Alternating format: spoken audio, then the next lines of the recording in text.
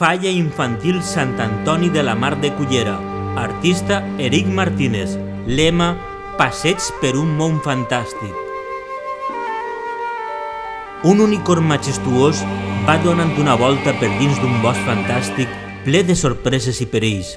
Dalt d'ell, una nimfa extasiada es sorprèn en veure la frondositat dels arbres, entre els quals descobreix una colla de nimfos que van jugant i fent entremaliadures i rialles mentre una parella d'aus del paradís, allà al fons, estan mostrant-se els sentiments més vells i sincers, simbolitzant l'amor entre les distintes espècies del bosc.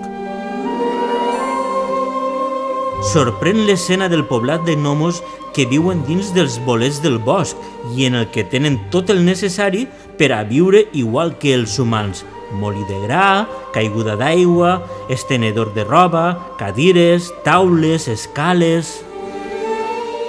Mentre, una mena de follets carregats de ferramenta van fent les llavors de neteja, deixant el bosc tan net, que tots els camins pareixen els passejos d'un món fantàstic.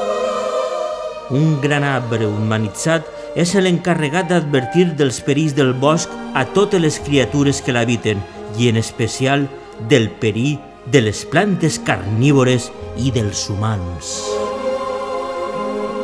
El glamour, bellesa i frivolitat és cosa del coqueteig de les nimfes i els consells sàvios per a totes les criatures que els dona un vell i solitari ermità que viu enmig de la espiritual natura.